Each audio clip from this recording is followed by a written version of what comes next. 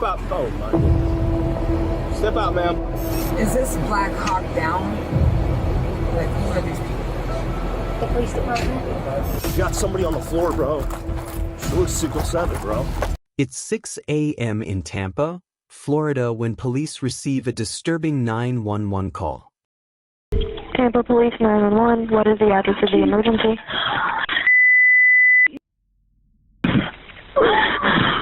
I was just trying to get strangled. Okay, do you have a unit letter or number? Unit.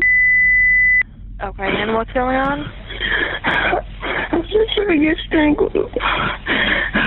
But I just woke up from passing out. Okay, I'm sorry, what happened? I was strangled. Okay, by who? My mom. I'm sorry, by who? My mom. Is she still there? Yes. How long ago did this happen? This happened like 34 minutes ago. I just woke up.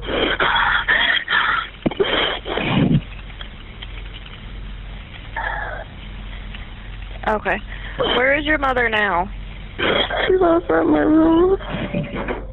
The call cuts out and dispatchers try to reconnect with the caller, later identified as 18-year-old Natavia Sanders, who told police her mother just strangled her to the point of passing out. Officers waste no time racing to the scene.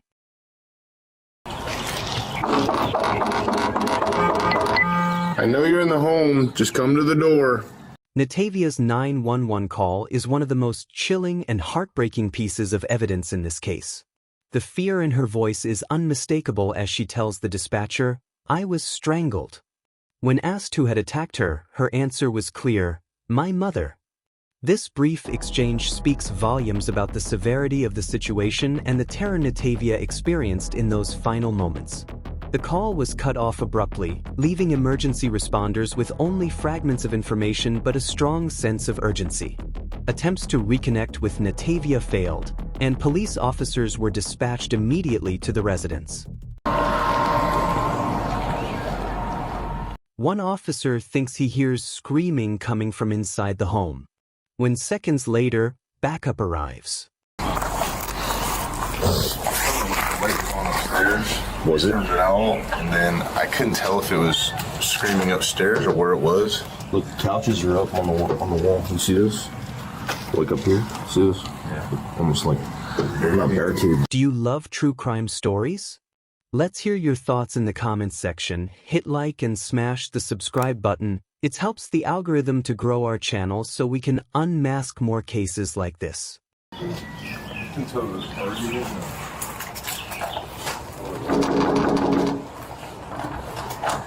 Tampa Police!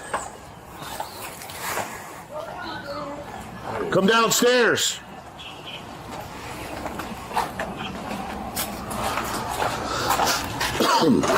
Tampa Police Department. Good morning. He's on the home. Everybody? Okay. Can you come outside for me real quick, please? For what? Police identify the woman seen here as 38-year-old Rocha Silvius, who's about to get a serious wake-up call. Because we got a call for service here. Not here. Lady, don't play the game. You ain't gonna do that. Don't do this. Grab her. Ma'am, stop. Stop it. You're not going to stop us from entering the house. I didn't do that. Lady, ma'am, open the door. Stop. 31, come in front. Ma'am, stop resisting us. Stop resisting us. We're here for a lawful reason, okay? Here, got that? Sit down. Look on my Facebook. Sit down here. Oh, here, you know what? Come up. Stand up, stand up. You don't have to be aggressive. No, do me a favor. Hey, stop. Hey, do me a favor. Just hang out with her. Where my car? I gotta go upstairs, man. In the car, please. Figure it out. Just keep an eye on this. Rocha is secured in a patrol car when officers head inside and find Natavia, who called 911 just over 20 minutes earlier, unconscious on the floor. Man, we got somebody on the floor, bro. She looks 6 or 7, bro.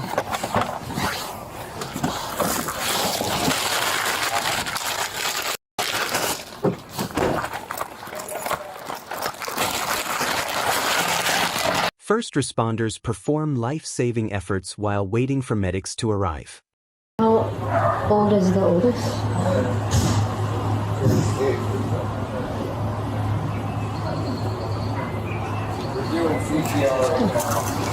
Upstairs. Upstairs. What? No, she's in the kitchen. Kitchen. Oh. Right here, man. Okay. Kitchen. Yeah. Not responsive at all. Found her here, possibly choked out. Maybe a very faint case. All right. Let them do their job. Yeah, I'm gonna let them take over here. Yeah. Try to keep as many people out as we can, let fire do what they gotta do, and then we're gonna broke this out. EMTs rushed the 18-year-old to a hospital where she would survive for 2 days before passing away. A medical examiner determined Natavia's injuries were consistent with strangulation. Meanwhile, Rocha waits in the patrol car where things take an unusual turn. Step out. Oh, my goodness. Step out, ma'am. We're gonna.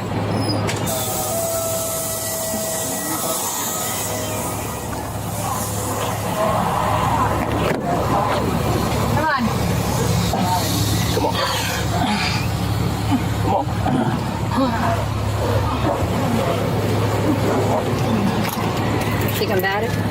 No. Huh? No. Oh, what's wrong?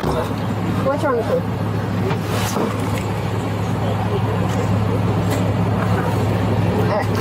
Can we stop? Can we stop acting like this, please? So I can do your search? Brandon, I need you to, like, help me out. Get one of them to come over here and say so as well. You see, act like that while you were... No, she was talking to us and had a rapport, and she started making something about being taking something. I forget exactly what she said. Something about We'll just have fire. Yeah. So check her. Don't let her flow.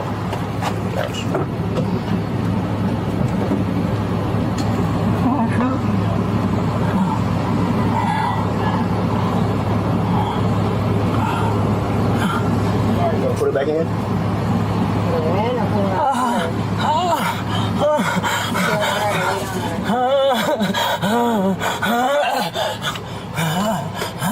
Can't put it in.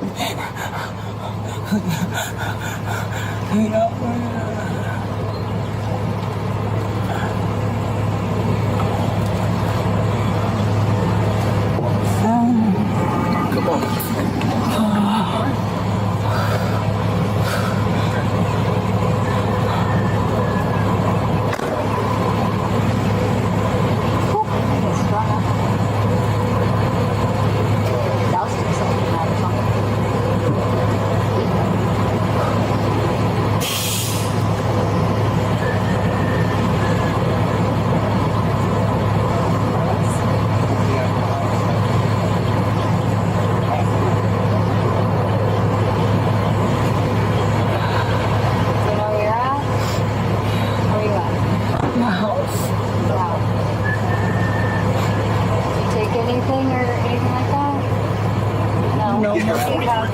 Not yet. We're just coming to Young lady, what's your name?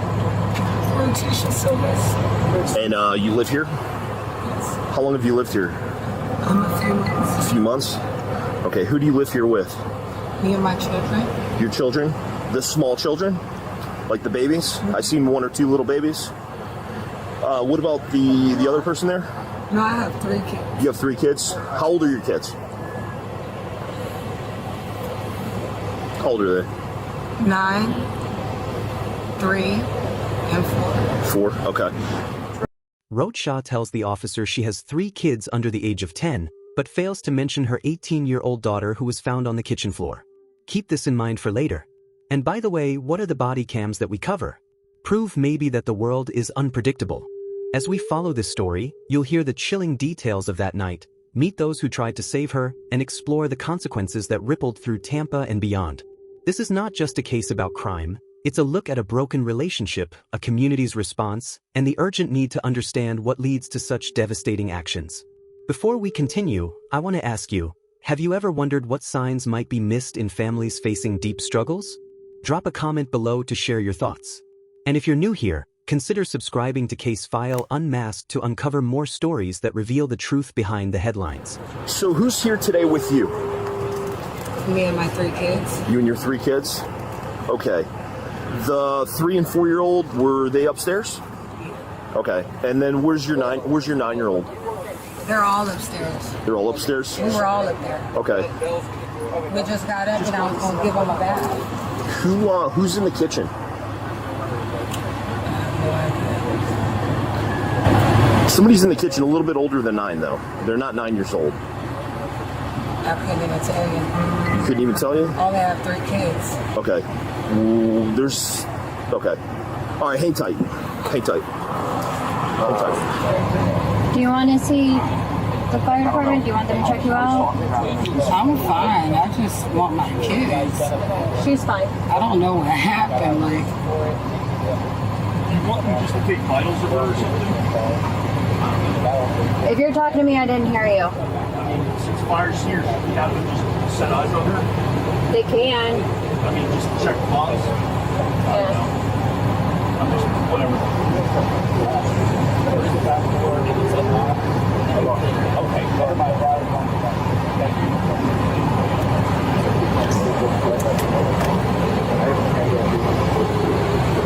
And you feel like alright? We're just gonna have fire just look at you, make sure everything's good. Said I got another one. Okay.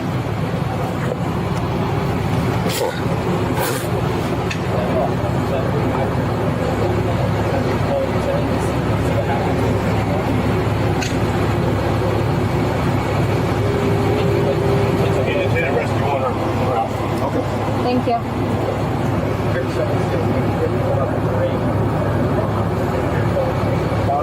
is this Black Hawk down? Like, who are these people? The police department, police and fire.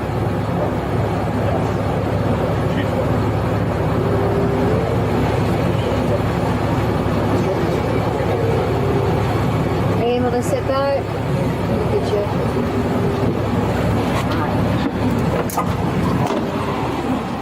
Another officer questions Roadshaw from the driver's seat of the patrol car. So in her story quickly changes. Who went to the hospital just now, do you know?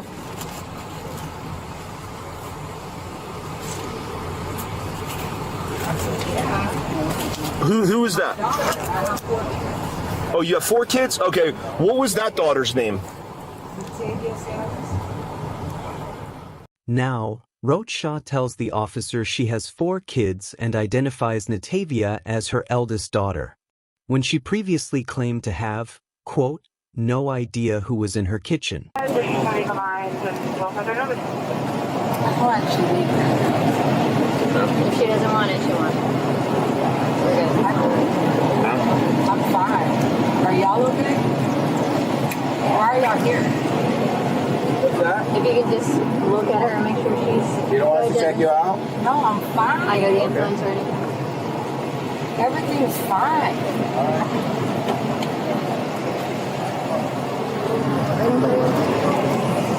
Thank you. I appreciate it. Somebody else come here. Alright, we're gonna walk over to the other car, okay? Are you able to walk? Yeah, I'm fine. Roadshaw refuses medical help and is shortly taken to another patrol car while officers prepare to take her to jail. We're gonna go to this car over here. You're refusing to be seen? Okay.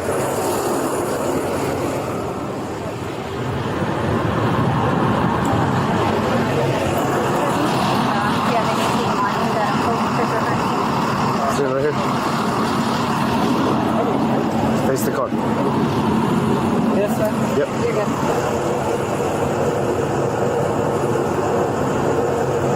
Lift your hands up just a little bit. Send me the back pocket.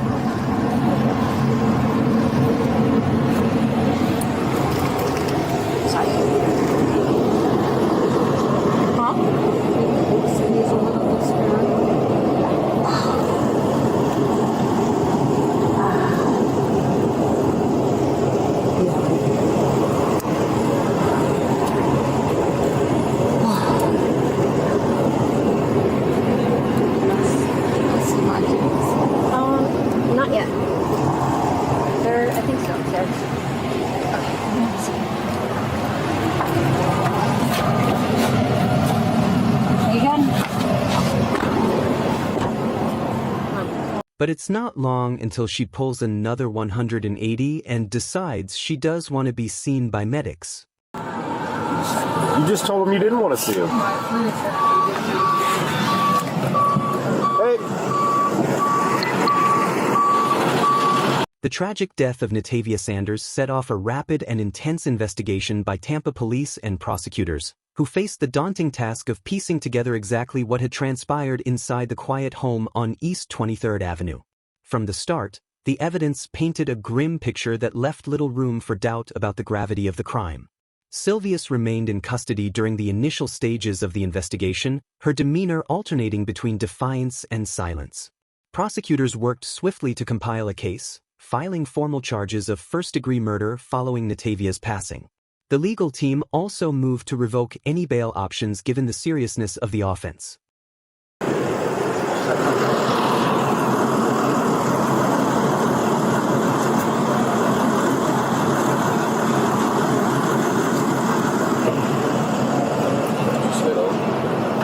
foot. Okay. I have a couple of things on it. Okay. They could treat it when you get there. There's a doctor there that could treat you. Well, we can't treat it. Okay, can you look at it? I know, man, but I see the scrape and stuff like that. That's what I'm saying. They're gonna take an X-ray. They can do all that stuff there. I don't need an X-ray. I just need this looked at on my tooth. I mean, what do you want me to do? The only thing I can give you is a Band-Aid for that, man. I'm not at a hospital. I'm just in the team. Thank you. Which is it? She just wants us to look at it. Okay, they looked at it. She looked at it. Right. What do you want them to do? He just said that I could go to the ER and they'll give me an No, X-ray. you will do that at the jail. They have, the Orient Jail has a whole medical Right. staff there that. Why? We're not going to the hospital. Especially for that. Yeah. So is there anything else you need them for, ma'am? Okay. Thanks, guys. Sorry. No worries. I told her I'll give you a Band-Aid. Yeah. Rocha was taken to jail and booked for resisting an officer with violence and aggravated battery with great bodily harm. 2 days later, when her 18-year-old daughter died, the medical examiner's office ruled her death a homicide and Rotesh's charge was upgraded to first-degree murder. Court records show Rocha was originally found incompetent to stand trial, but at last check she was, quote, returned to competency and is expected back in court this spring. I'm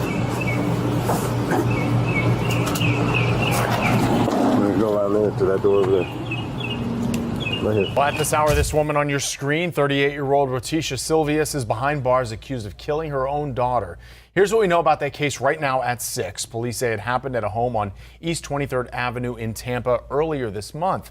Investigators say her 18-year-old daughter, Natavia Sanders, called police back on May 11th, saying she woke up from passing out after her mother strangled her. The call then disconnected. Police were sent to the home where they say Silvius initially refused to cooperate. She struggled with investigators who say they then found the 18-year-old unresponsive inside the home. She was taken to the hospital where she died 2 days later. The medical examiner just recently ruled her death a homicide, and police upgraded the mother's charges from aggravated battery to first-degree murder. The tragic death of Natavia Sanders leaves a deep wound in the hearts of her family, friends, and the Tampa community.